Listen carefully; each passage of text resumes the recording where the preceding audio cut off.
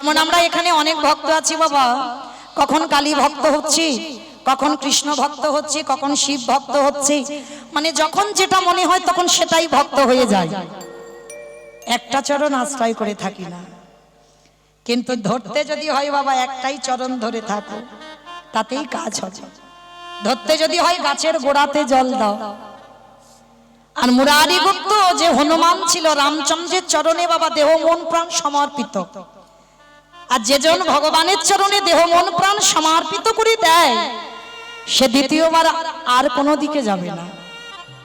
তা মুরারি গুপ্ত মানে ঘরের মধ্যে নিরজনে বাবা রামচন্দ্রের সেবা করত। বাইরের ভক্তরা কিন্তু কেউ জানতো না যে মুরারি গোপনে রামচন্দ্রের ভক্ত ছিল। একদিন নিমাই পিছন থেকে মুরারি গুপ্তর কাঁচাটা টেনে খুলে দিয়েছে, খুলে দিয়ে বলে উঠেছিল, এই গো কি ব্যাপার, তুমি ঘরে একজনকে সেবা করো আর বাইরে লোকদের আর একটা রূপ দেখাও কেন? মানে আস্তে আস্তে কানে কানে বলে গেছে। আর যেই না কানে বলে দিল না, সঙ্গে সঙ্গে ওই মুরারি গুপ্ত শোনা মাত্র চমকে উঠেছে। আমি ঘরে একজনের সেবা করি আর বাইরে তো কেউ জানে না, তাহলে একই করে জানলো। হরি বল। নিমাই যখন বাবা নবদ্বীপে সবাই জানতে পেরে গেল নিমাই ভগবান। আচ্ছা বাবা, ধরুন আমাদের এখানে যদি ভগবান আসে, কোন সাধারণ মানুষ চিনতে পারবেন? পারবেন? কেউ পারবেন এখানে? সেই সাধ্য সাধনা আমাদের নাই।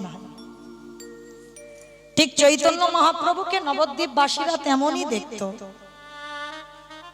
একটা কথা বলে না বাবা, চলতি কথা, দাঁত থাকতে দাঁতের মর্যাদা বোঝে না। বোঝে কি? যখন সন্ন্যাসে চলে গেল তখন হাগৌর হাগৌর বলে কেঁদেছে, আর যখন ছিল তখন নিমাইয়ের সঙ্গে কি করেছে? হরিনাম করত, খোল করতাল ভেঙে দিত। কত অত্যাচার করেছে বাবা নিমাইয়ের সঙ্গে।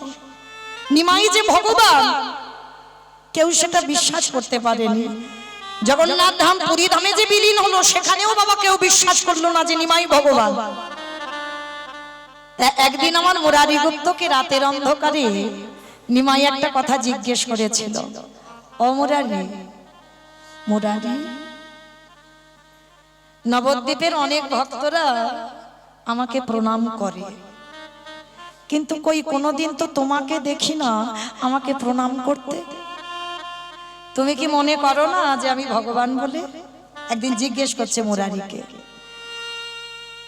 মুরারি গুপ্ত করজোরে করে বললেন, প্রভু গো, আমি যে তোমাকে প্রণাম করব, প্রণাম করলে তোমাকে কিছু দিতে হবে। আমার কাছে কিছু নেই, যা কিছু আছে আমি তোমার রামচন্দ্রের চরণে দিয়ে দিয়েছি। তাহলে তোমাকে যে প্রণাম করব, আমার কাছে কিছু নেই, আমি দেব কি? তাহলে একান্ত যদি আমার প্রণাম নিতে চাও, ও গো হে দয়াময়, তোমার চরণে আমার একটাই নিবেদন,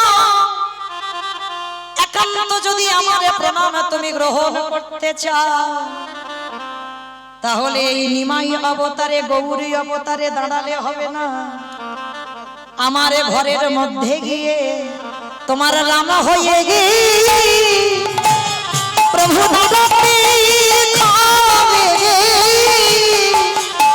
তাই গৌর করি আমি এই রূপে বড়,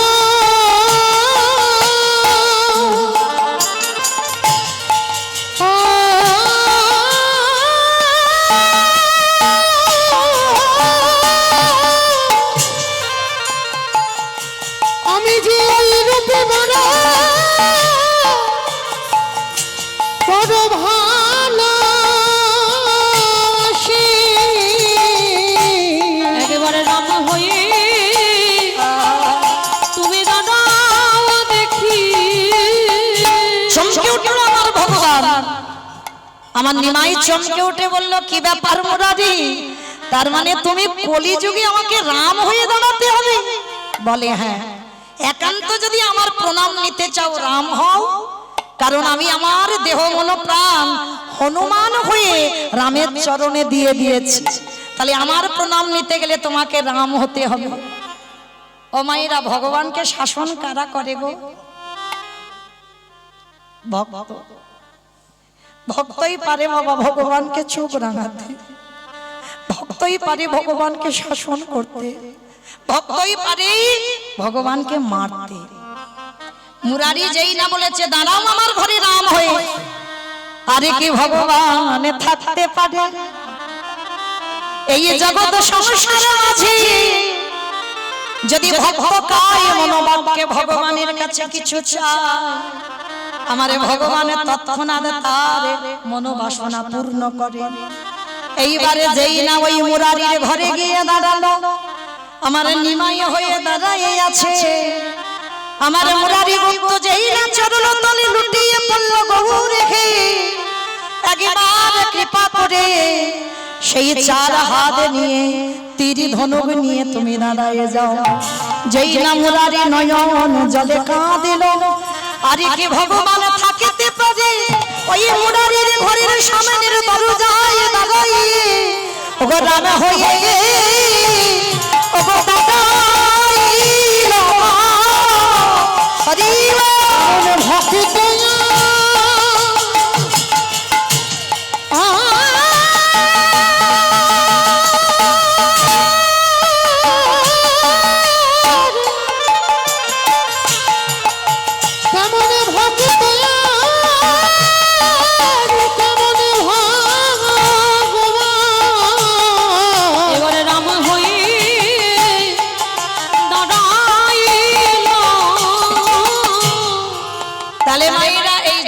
সংসারী আমরা ডাকতে জানি না, ভালোবাসতে জানি না, তাই তো ভগবানের দর্শন পাওয়া যায় না।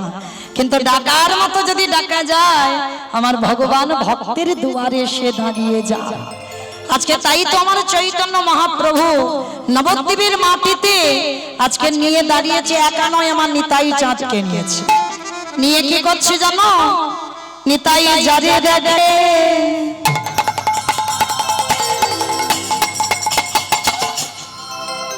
তাদের বলে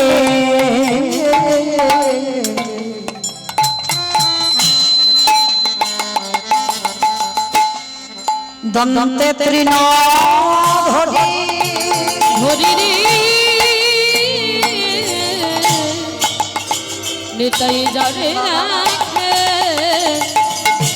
তারে বলে ওগো দন্তে তৃণ ধরি।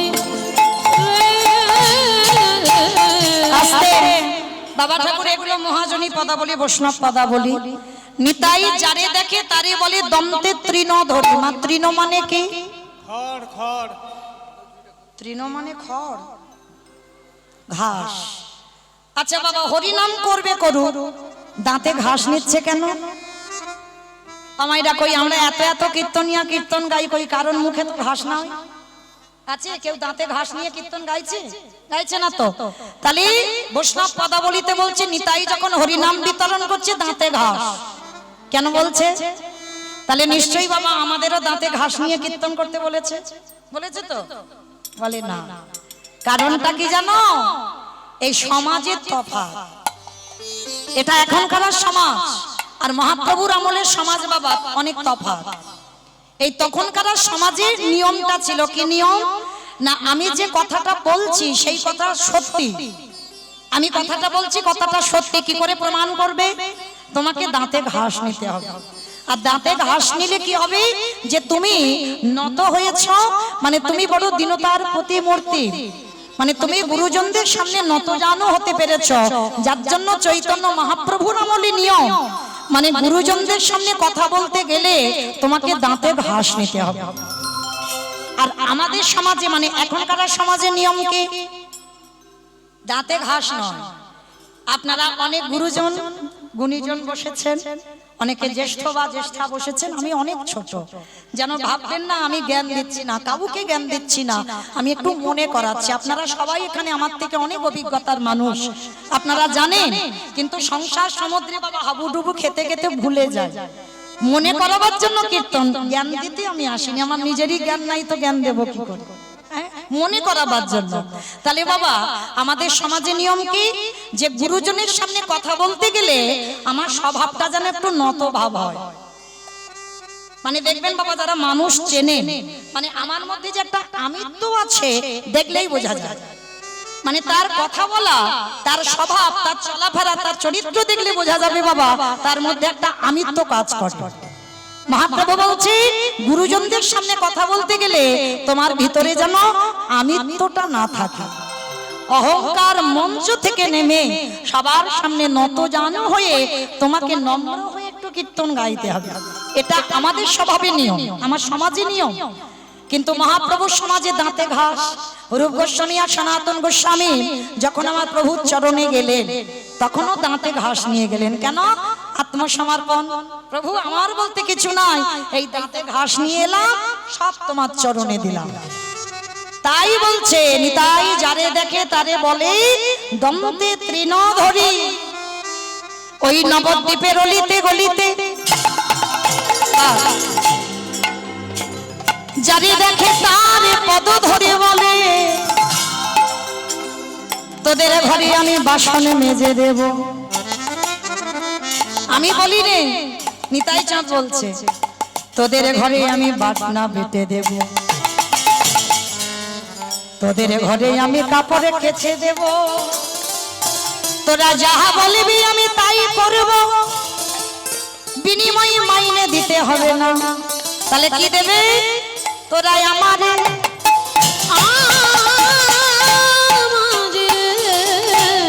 অগকিনে আলা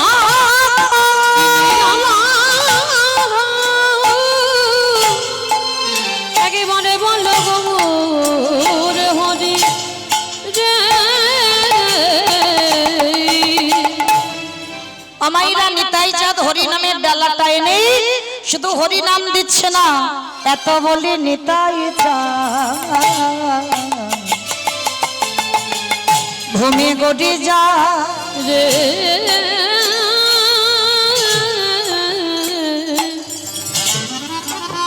ওগো এত বলি নিতাই চাঁদ ওগো ভুলে গড়ি যায় রে। ওগো সোনার ওই সোনার ওগো পর্বত জানা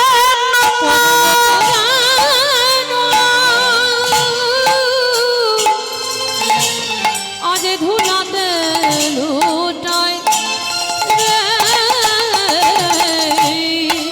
তোরা কে কি নিবি তোরা কে কি নিবে আয়, তোরা কে কি নিবি তোরা কে কি নিবে আয়।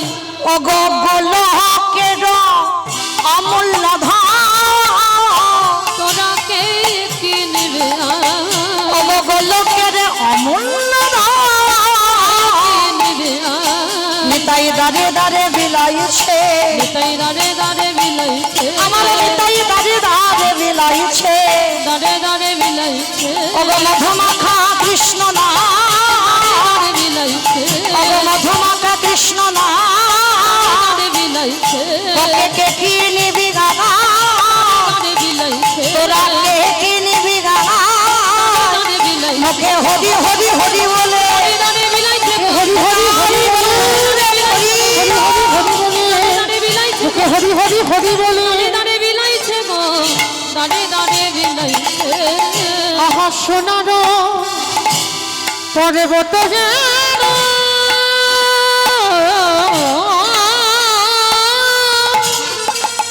ধুলাতে লোটা ধুলাতে লুটা হেন অবতারে যার রতি না জন্মিল, রতি না জন্মেল, অবদাশীলোচন বলে সেই পাপী এলো আর এলো গেল। গেল। দাসীল লোচন বলে সে পাপি এলো আর গেল রে লোচন বলে লোচন বলে লোচন বলে সেই পাপি এলো আর গেল রে লোচন বলে সেই পাপি এলো আর গেল রে লোচন বলে সেই পাপি এলো আর গেল রে লোচন বলে সেই পাপি এলো আর গেল রে দাস লোচন বলে সেই পাপি জনিতাই চলুন এবার আমরা যাব মধুমাশ্রী ধাম, বৃন্দাবন ধাম। তো এতক্ষণ নবদ্বীপে ছিলাম, মা দেখে সবাই মিলে একবার বলেন গৌর সুন্দরী কি, নবদ্বীপে ধাম কি, জয় সচিরি নন্দন কি, জয়। ধ্বনিটা হলো কি, জয় এটাও জয়। এত রিহার্সাল দিয়ে দিয়ে আর হয় না, সে তবু হয়ে যাচ্ছে। বললাম ধ্বনিটা হলো কি, এটা নাকি জয়। এইটা জয় নয়, একটু প্রেম সে জয় দাও। এত জোরে জয় দাও, কত দূর যাবে? সোনারপুর শোনা যাবে, সোনারপুর। দূর, কাছে কাছে সোনারপুর, সোনারপুর যাবে। তাহলে তেমাতা চলে যাক, কালিকাপুর যাক। যাবে যাবে, তেমাতা যাবে। বাহ, যাক না যাক মাথা তো নেড়েছে, এতেই হবে। আচ্ছা অমাইরা, কই দেখি আমার নিতাই চাঁদ গৌর চাঁদের মতো হাত দুটো তোলো দেখি। যাদের হাত আছে তোলো, যাদের নাই বলবো না। যারা দাঁড়িয়ে আছেন বাইরে সবাই এদিকে হাত সবাই একসঙ্গে। কই এদিকে হাত ওঠেনি কেন? সব ধসে যাচ্ছে। তোলো দেখি সবাই একসঙ্গে, সবাই বলবে কেমন? গৌর সুন্দরী কি, নবদ্বীপে ধাম কি, সচিরি নন্দন কি, বিষ্ণু প্রিয়া কি, নিতাই চাঁদ কি, ভক্তবৃন্দ কি, হরিবাসন ধাম কি, সাধুগুরু বৈষ্ণব কি, আপন আপন গুরু চরণ কি, নিতাই গৌর প্রেমানন্দে হরি বল। চলো এবার আমরা সবাই যাবো মধুমাশ্রী ধাম, বৃন্দাবন ধাম। আর যেতে গিয়ে একটা ভজন গাওয়া হোক, একটা হবে। চলো, তবে আমি আর আমার সম্প্রদায় নয়, সবাই যাব। তা যারা যারা যাবো একটু উলুধ্বনি তোলো।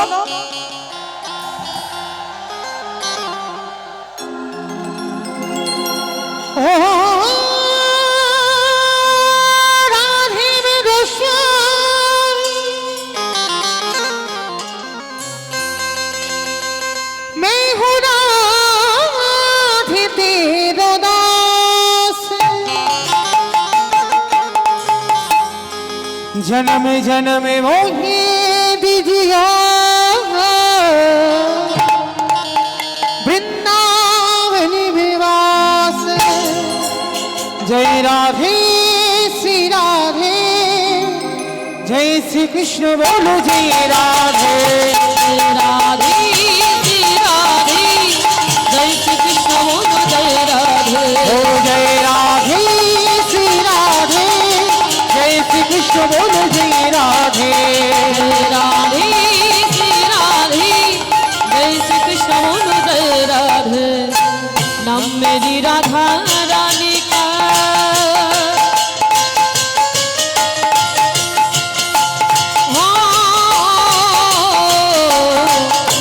नाम मेरी राधा रानी का, जिस जिसने गाया है वो बाके बिहारी ने उसे अपना बनाया है।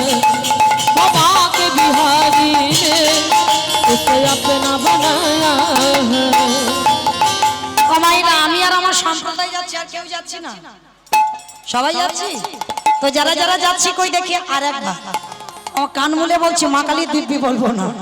সবাই দেখি হাত দুটো তোলো, আর একবার একসঙ্গে তালি তালি করো, তালি কেমন? ক্যামেরাম্যান গুলো ওইদিকে ঘোরাও, ক্যামেরা গুলো ঘোরাও। नाम मेरी राधा रानी का ओ,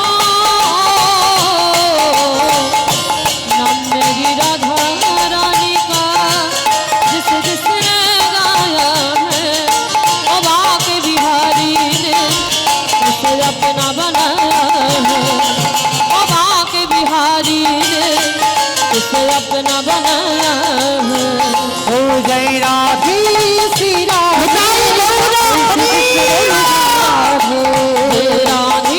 श्री राधे जय श्री कृष्ण बोलो जय राधे শ্রী রাধে শ্রী রাধে শ্রী রাধে শ্রী রাধে श्री राधे श्री राधे श्री राधे श्री राधे আমা বলছে একটু রাধে রাধে সব মনে মনে একটু জোরে জোরে বলতে হবে তো একটু জোরে জোরে বলো দেখি আমার সঙ্গে সবাই একসঙ্গে শ্রী রাধে শ্রী রাধে শ্রী রাধে শ্রী রাধে श्री राधे श्री राधे श्री राधे श्री राधे श्री राधे श्री राधे श्री राधे श्री राधे श्री राधे নিতাই গৌর হরি বল হরি বল হরি বল श्री राधे श्री राधे राधे राधे राधे राधे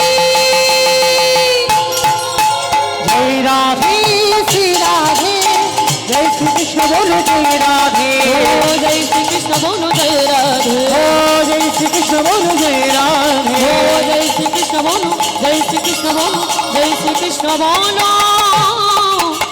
जय राधे প্রেম সে বলো রাধা রানী কি ধুর জয় হয়নি এত ভক্তে নাকি এই জয় ও মাইরা আপনাদের এই রাধানগরে শাশুড়ি বৌমাতে ঝগড়া হয় না হয় জানি সোনারপুর এলাকায় বেশি হয় আচ্ছা এই যে শাশুড়ি বৌমাতে ঝগড়া হলে যে গলাটা বার হয় একবার বের করো দেখি তখন তো আর ভাসুর থাকলে লজ্জা থাকে না ওই আওয়াজটা বের করো বলো রাধা রানী কি তার মানে ঝগড়া হয় বৃন্দাবনেশ্বরী কি যমুনা মাইয়া কি নন্দ গাঁও কি উষা নামা কি বর্ষা নামা কি ভক্তবৃন্দ কি হরিবাসন ধাম কি সাধুগুরু বৈষ্ণব কি আপন আপন গুরুচরণ কি নিতাই গৌর প্রেমানন্দে পৌঁছে গেলাম মধুমাস ধাম বৃন্দাবন ধাম তো আজকের বৃন্দাবন ধামটা হচ্ছে আমাদের উত্তরপ্রদেশ তো আজকের আমরা সবাই এই রাধানগর থেকে গেলাম উত্তরপ্রদেশ যাইনি যাচ্ছে হ্যাঁ ঢুকছে তো চলো আমরা যাচ্ছি উত্তরপ্রদেশ বৃন্দাবন আর সেই উত্তরপ্রদেশে একজন ভক্ত ছিল যে ভক্তটার নাম হচ্ছে সদন আজকের আমার সেই ভক্ত সদন আর সাধন করব এই সাধনের চরিত্র শুনলে বুঝতে পারবেন বাবা যে সাধন বাবা সাধারণ একজন মানুষ কোনো দেবতা নয় কোনো সাধক নয় কোনো ভজনীয় নয় কোনো সাধনীয় নয় ভালো করে আস্বাদন করে দেখবেন বাবা সংসারে থেকে ভগবানকে পাওয়া যায় এটা কলিযুগ এইটা ভুলে যাবেন না বাবা এই কলিযুগের মানুষ সংসারে থেকে ভজবে সংসারের বাইরে গিয়ে নয় বাবা অনেকে আছে দেখবেন স্ত্রী পুত্র পরিবারকে কাঁদিয়ে মঠ মন্দিরে গিয়ে বসে আছে বাবা সত্যি করে বলেন ভজন কি হবে বাবা কাঁদে মা কাঁদে পরিবার কাঁদে ছেলে বউ কি খাবে খেয়াল নেই সে দিব্যি মঠ মন্দিরে গিয়ে দিব্যি বসে আছে ও জীবনেও বাবা কোটি জনম ধরেও যদি কাঁদে ও তবু ভগবানের দর্শন মিলবে না তাহলে আজকের আস্বাদন করলে লীলাটা বুঝতে পারবেন বাবা এই ভক্ত সদন এই সদনের চরিত্রটা কেমন ছিল এই সদন একটা সংসারী মানুষ বাবা সংসারী মানুষ হয়ে তার ব্যবসা ছিল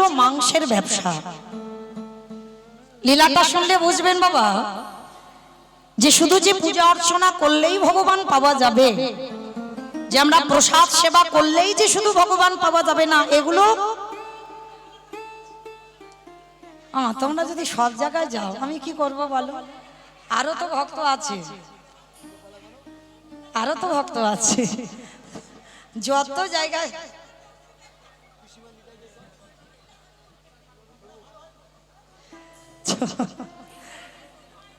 আচ্ছা ঠিক আছে তোমরা সব জায়গায় যাবে না কেমন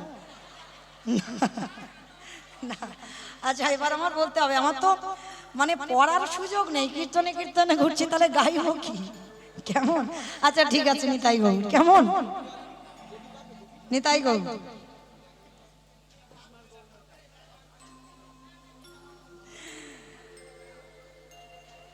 কি গাইব গো? নিতাই গৌর, চলো নিতাই গৌর।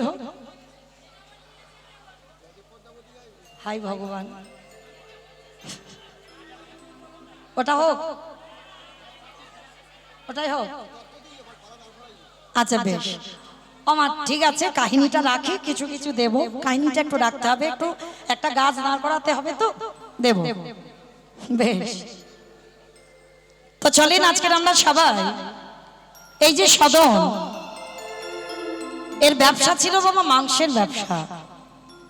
এদের পূর্বপুরুষ মানে এদের পরপর পূর্বপুরুষে যারা যারা ছিল, এদের ব্যবসাই ছিল মাংসের ব্যবসা। আর প্রতিদিন সদন সকালবেলা করে যেত দোকানে, আর মাংসের দোকান মানে বুঝতে পারছেন বাবা, সকাল থেকে কত মাংস বিক্রি হয়, আর সকাল থেকে মানে কত যে প্রাণ হত্যা করে সদন তার ঠিক ঠিকানা নেই। আমরা বলি না বাবা, একটা প্রাণ হত্যা করলেই পাপ, তাই তো? একটা প্রাণীর প্রাণ নিলেই পাপ। তাহলে সদনের চরিত্রটা দেখেন একটু, আস্বাদন করেন। তো আজকে সকাল থেকে কত প্রাণ হত্যা করে বাবা, কিন্তু প্রতিনিয়ত ছোটবেলা থেকে সদনের হৃদয়টা কিন্তু কৃষ্ণ প্রেম ভক্তিতে পরিপূর্ণ। ছোটবেলা থেকে সদন শুধুমাত্র পরিবারের সংস্কারের জন্য বাবা ঠিক ঠিক আচরণটা করতে পারেনি, মানে আচরণটা করেনি, কিন্তু সদন ছোটবেলায় থেকে বাবা হৃদয়টা কৃষ্ণ ভক্তিতে পরিপূর্ণ সর্বদা। এই যে সদন মাংসের দোকানে থাকলে কি হবে, তার গুনগুন করে যে গান গাওয়া, সেই গান গাওয়াটাই ছিল ভগবানকে নিয়ে। কোনদিন বাবা আজে বাজে কথা, আজে বাজে গান সদনের মুখে হতো না। যা কিছু গাইতো সবটাই কিন্তু আমার রাধা কৃষ্ণকে নিয়েই গাইতো ছোটবেলা থেকে। তাই সদন প্রতিনিয়ত ওই ভগবানের নাম করে আর মাংসের দোকানে বসে মাংস বিক্রি করে।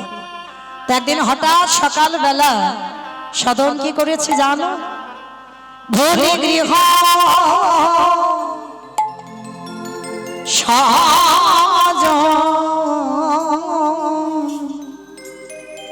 সবে সপেছি তো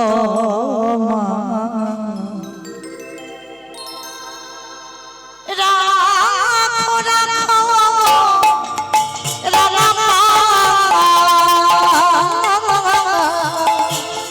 ওহে শ্যামরা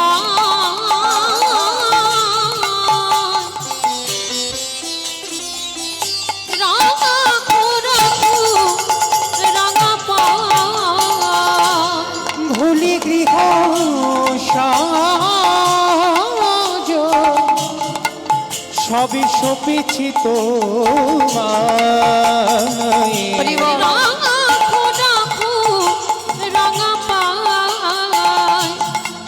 ওহে শ্যামরা